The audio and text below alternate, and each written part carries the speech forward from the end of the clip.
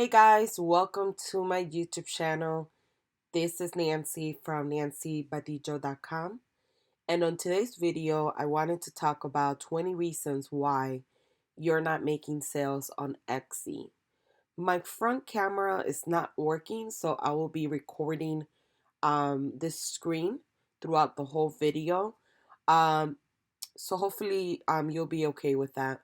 But I wanted to touch base on the reason why people don't make sales, because I think that is so important that we take ownership of what we're doing and what we are not doing as Etsy sellers. I get a lot of people that message me, or they'll go to my Facebook group and they say, I'm not making sales. I've done everything. And then I'll take like a quick glance at their Etsy shop, and they don't have a logo, or they don't have a banner. Their pictures don't look good. So I feel like a lot of people say that they've done everything, but they really haven't. I don't know if it's because it's new to them. I don't know if it's because there's so many things to learn as an Etsy seller, or if people are not willing to put the work behind it. I'm not really sure which one or where you fall in, right? However, I did want to go over 20 reasons why. This video is not to discourage anyone. It's not to make you feel like you should quit Etsy. This video is for inspiration. This video is to push you. This video is to make you think differently. This video is to change your perspective on what you're doing and what you need to do in order to take your store to that next level. So hopefully you guys could some of these things could resonate with you, and you could say, I need to do that change. She is right. Or I haven't done that. She is right. Or maybe I need to invest in that tool. She is right, right? So let's go ahead and get started.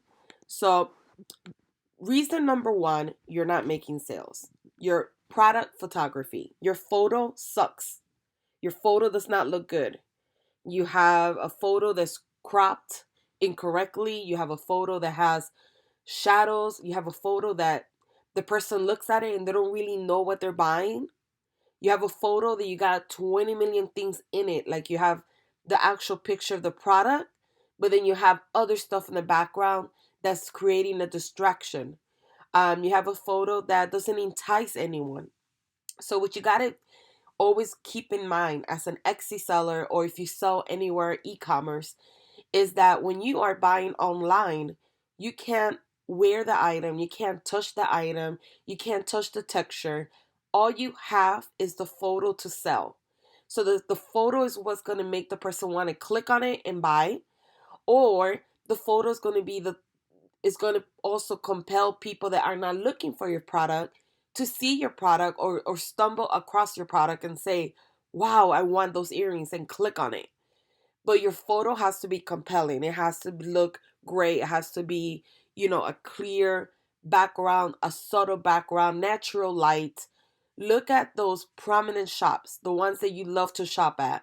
Anywhere online, it could be any website, and look at their photos. They're amazing photos. They make you want to buy their product. You have to make sure that your photos are beautiful. They're compelling. They sell your item. They're When somebody looks at it, they say, wow, I really didn't want to buy any earrings today, but I love these earrings. So product photography is one of the most important things as an Etsy seller. No matter how amazing your product is, if your photo is not up to par, you're not going to get the sale. So no, once again, I'll say this again, no matter how amazing your product is, if you have a bad photo, it could prevent you from making the sale.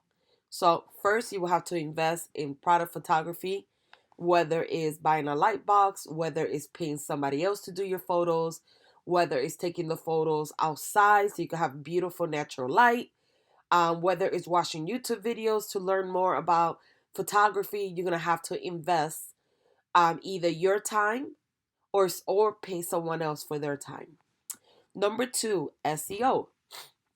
So I know that as an Etsy seller, a lot of people don't know that once they open a store, they have to learn so many different hats, right? You gotta wear so many different hats. There's so many things you gotta learn, and SEO is one of them.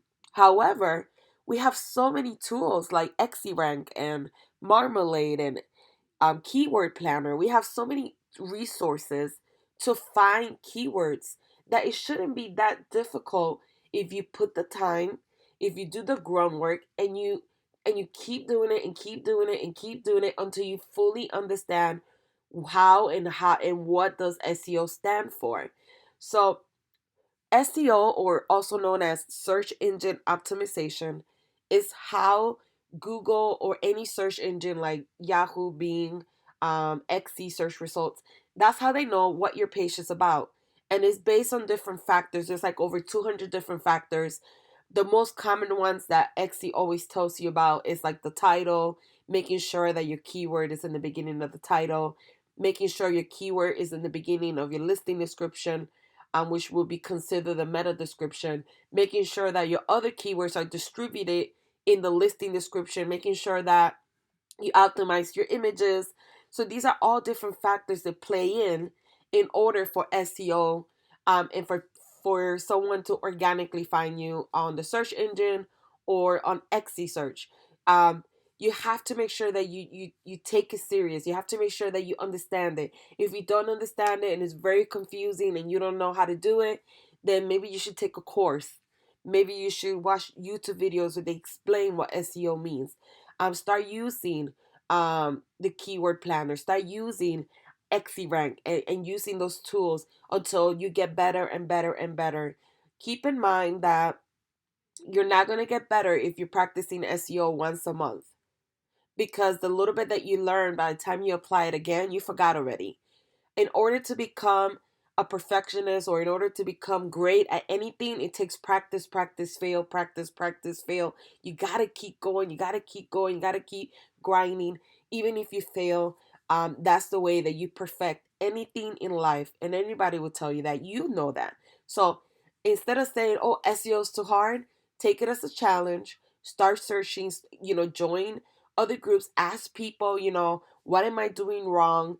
And learn from it as well, and listen to what people say, and don't be so judgmental of, no, I'm not changing that, or I'm not gonna do that. Just pay attention to what other people are doing. Look at the biggest shops out there and see what exactly how they're doing it, so you could get inspired, and so you could learn something new. But understanding search engine optimization is important because it's viral. It's what sends the traffic to your listing. Also, making sure that you're not using keywords that are too competitive. So if you sell, I don't know, wedding signs, don't use the word wedding. If you go to Etsy.com and you type in the word wedding, there's so many other people that are using that particular keyword. So therefore, you're not going to rank organically for that keyword. So and also keep in mind that if you were to run a Facebook ad, or an Etsy ad, your cost per click is going to be so high because there's 5 million people using that keyword. Also, in addition, Etsy lets you change the cost per bid. So you could actually change it to 10 cents per click. Well, guess what? Since this keyword is so popular, you're going to be you're not going to be in the first page of Etsy, which is this page here. You're going to be somewhere back here at the end, like on 250. So therefore, you have to make sure that you do the diligent work to find keywords that you could rank for, to find keywords that you could potentially get found on organically, and that when you spend an ad, you're not paying $10 per click, or $7 or 4, depending on that particular keyword. So SEO is very crucial because SEO is how you get found, and then the photo, like I said in the beginning, is what makes the person click. Now, number 3, target audience. You have to learn what is a target audience. You have to know who is your target audience. If you sell wedding signs, right, you can't just put the word sign as a keyword, because now you're targeting anybody and everybody.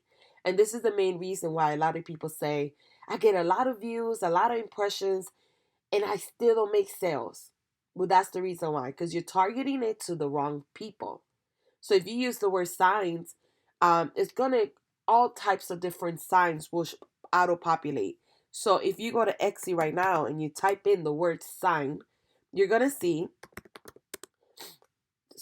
all different types of signs. You see? So there's baby sign, there's a cocktail bar sign, there's a birthday sign here, there's a baby sign there, there's a wedding sign there. But it's so broad. Now all these people are gonna see what you're selling.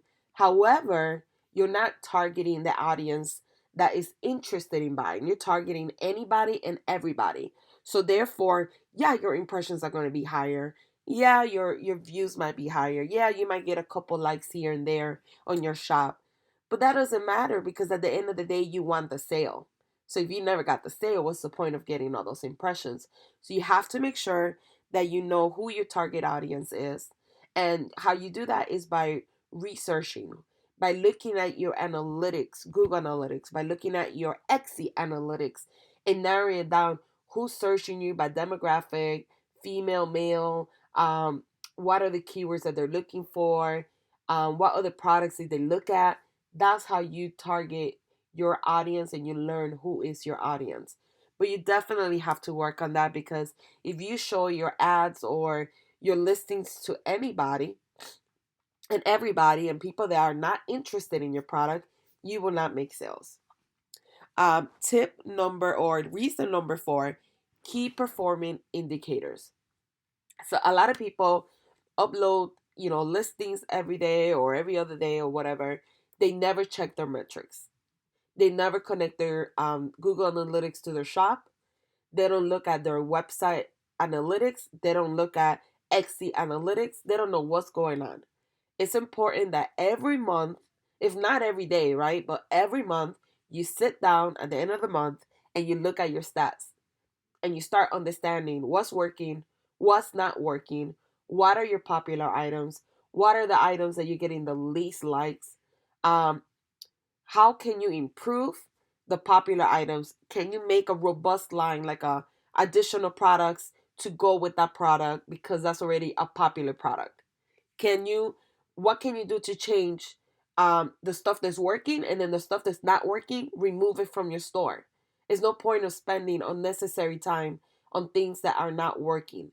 And then you could kind of look at your store and have an overall look and see what's working, what's not working,